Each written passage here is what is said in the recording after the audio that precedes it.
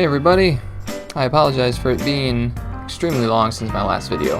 I think it's been maybe 7 or 8 months since I last recorded and uploaded a video.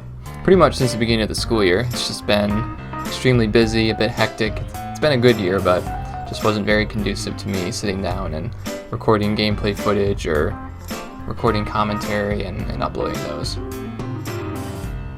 Now that the school year is done and the summer's here, I should be able to upload videos a bit more frequently.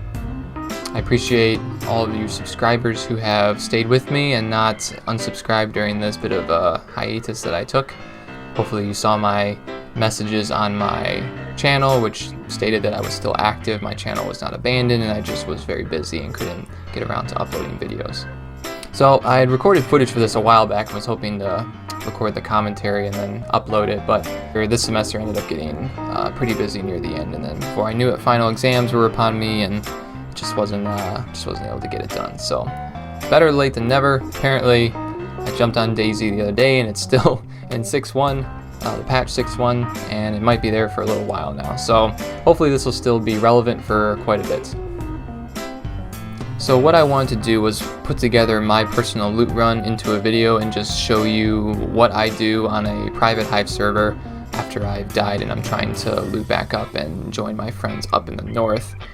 I've seen on YouTube that there are quite a few of these types of videos, but they all seem to be pretty near the same. They're either a northern like Svet route all the way to Tissy, or you go to Electro and run north and hit some of the military checkpoints, and then you know, hit Starry. And I wanted to show one that I hadn't really seen on YouTube. I haven't searched for this more recently. Maybe someone has uploaded this, but as of at least 6 or 7 months ago, well, actually not even that long ago, maybe about 4 or 5 months ago, I forget what I recorded this gameplay footage, but there weren't that many people at all that I would encounter on this loot run. In fact, if my memory serves me, I believe I've only encountered one group of people, and they ended up killing me, of course, which was unfortunate. But other than that, I haven't really encountered anyone on this loot run, even on the highest populated private servers, which, if you're like me, that's how I like to loot up. I don't like the stress of trying to find a gun and ammo when people around me have guns and ammo. It just stresses me out too much. I don't like it. So I prefer to get my gun and ammo before I start encountering people for PvP.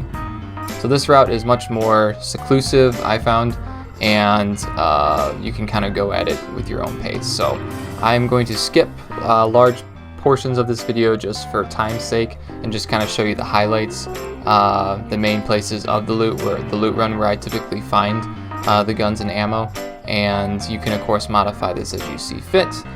Maybe you have certain houses that you like to check more than I do, but this is just based on my own personal experience from doing this route many times, checking different houses on multiple occasions, and either finding stuff or not finding stuff, and I just kind of, you know, modified my route based on that, and I've got it cut down to, I think it usually takes about 45 minutes, maybe an hour, depending on how much I'm checking or how slow I'm going to get past this. But if you really wanted to, you could probably blow through this in about 30 minutes, because you could skip some of the portions that I do and just hit kind of some of the bigger areas and still probably get at least one gun and ammo, which is really all you need in DayZ, right? So the first place you want to check, this is if you spawn on the most eastern side of Electro. I should mention that you need to start in Electro for this loot run really to be effective, and you can take any spawn point that you want, but the easternmost one will allow you to hit a few more areas that you probably are not going to hit if you spawn on the westernmost part, but the westernmost area will give you, it's the shorter of the two routes. So if you're really just kind of looking for a quick loot run, not really in depth, then you might want to just keep killing yourself until you get the westernmost spawn. I had personally, I believe before I recorded this video, I had just gone through maybe about 20 or 30 suicides before I finally got this one in Electro, and I decided to just take it. So I didn't want to tempt fate, and I just kept getting East Coast spawns, which was not very good for this video. So first thing I always do, of course, is just get a stone and craft a stone knife, which really helps. And then I check these two like barn looking houses here on the coast, because I typically find shotguns and pistols, and sometimes even ammo right off the bat, which is very helpful. As you can see, there's a couple shotguns in here, and I believe there's a pistol I found in here too. I even found some ammo as well. Just a little bit, 380 rounds, but there's no ammo in the, or no clip in the Makarov, but chambered gun is better than no gun at all. And you can certainly, if you encountered someone, scare them away just by shooting at them. Or potentially even kill them if you're good enough. Then what I do, I skip through most of Electro, and I just check these trains, the train cars here, because these will still spawn ammo and guns, which is quite helpful. On this particular route I didn't find anything here, but normally you can find at least, you know, one gun or some ammo here, which is pretty helpful. So next area here, this is actually the westernmost spawn you can get, the southwesternmost spawn you can get in the map. And this is my personal favorite spawn point to get, because I can hit my loot run a lot quicker. And what I do when you spawn in, you just run up to these houses here and check these for guns and ammo. So the downside of spawning here is you don't get the two barn houses over on the easternmost part of Electro, but these houses I think more than make up for it, as you'll see. I think I run across some shotguns in here, I think maybe a sporter and a couple different types of pistols and such too, so pretty helpful. Oh yeah, and I also came across the P1 pistol here with a clip, which was I think very fortunate, so I certainly swapped out the Makarov for that. And unfortunately it doesn't have ammo in it, but we'll find some later on in the trip.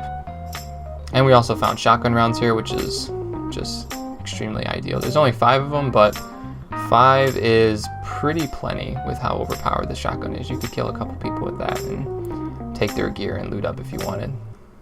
This next house in particular, this yellow house, I don't find that these are particularly helpful. I usually skip them, but in this particular location, for whatever reason, they seem to spawn sporters especially, and other 22 weapons. And you can sometimes get lucky where I found you know, a banana clip on a sporter, sometimes a banana clip and a hunting scope, and at that point you're pretty much good to go, because that's an extremely deadly weapon. These types of log houses here I find very helpful in this patch, just in general. These are the ones I hit most. I hit them more than the gun houses even, because I don't find that the gun houses are too helpful this patch. So if you head over to the left, down by the coast, there's a lighthouse, and there's a car right before the lighthouse, which is good to check, because you can sometimes find you can find clothing and sometimes ammo. You can find ammo in the clothing. Here we actually find 9mm rounds, so now we have shotgun rounds for our shotgun, and we have 9mm for our P1 pistol, which has a mag in it. So we're doing pretty good. This isn't bad civilian gear by any means. I love 9mm pistols. The P1 isn't the greatest because of its lower magazine size, but it's still nothing to sneeze at. And of course the shotgun is extremely deadly. If you climb the lighthouse, you can find guns and ammo up here as well. At this point I'm not looking really for another gun, I'm just looking for ammo, because I have ammo for my shotgun, I have ammo for my P1 pistol. But you can find trumpets up here, I found shotguns, I found repeaters, I found assortment of 9mm pistols and 380 pistols up here. So it's definitely good to check out.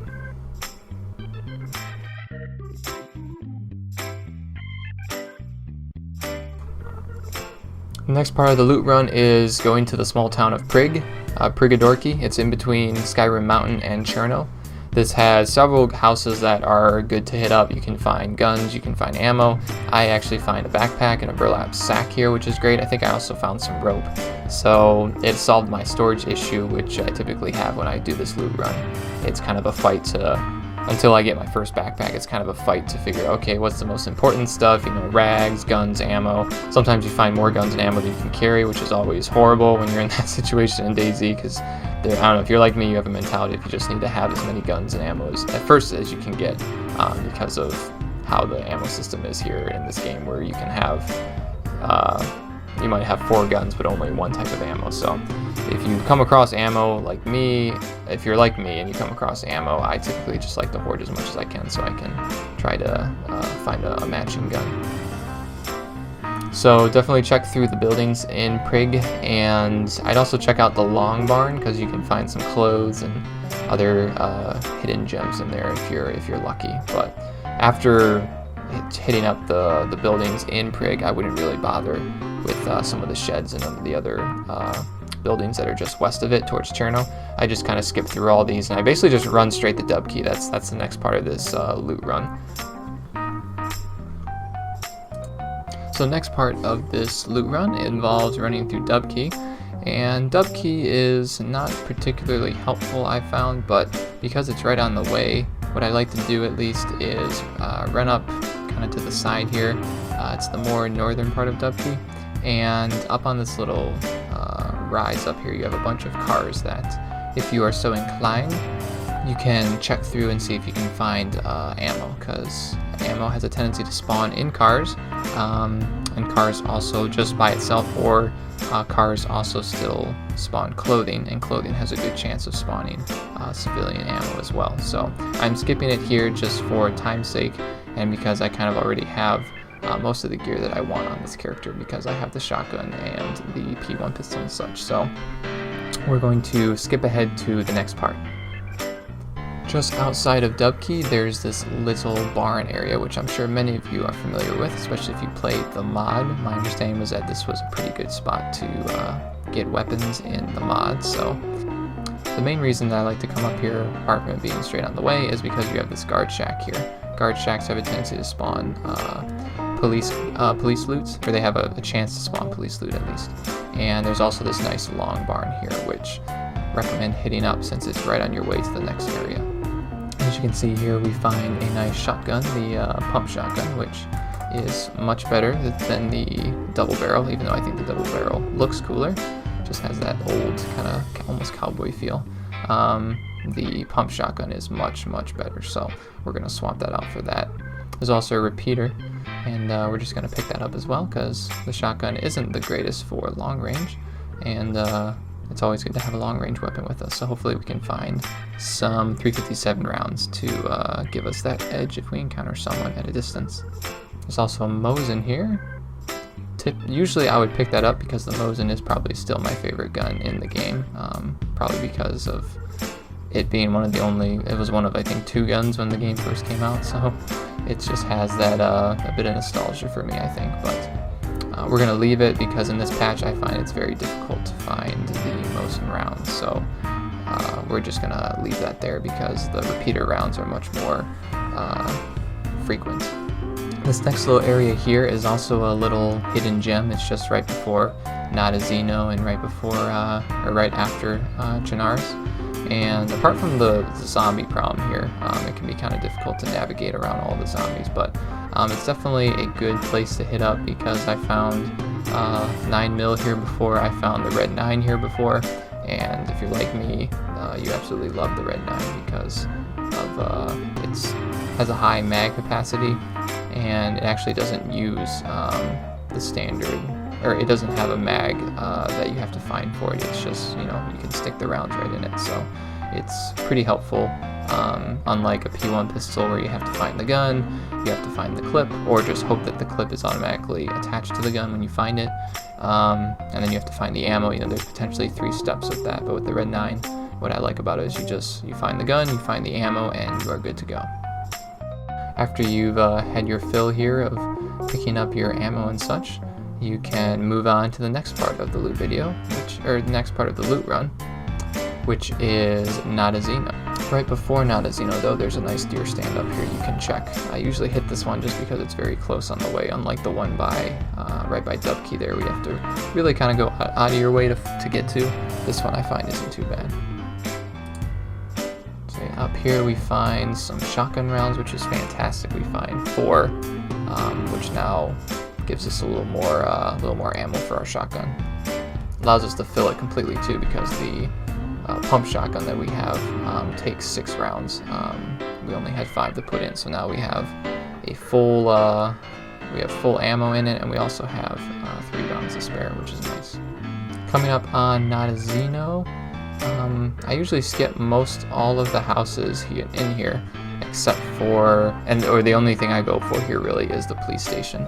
And the police station is really kind of hit or miss. You can find some good civilian type ammo like shotguns, which I just found in the policeman pants, And if you're very lucky, well, I won't even say very lucky. I think it's quite common.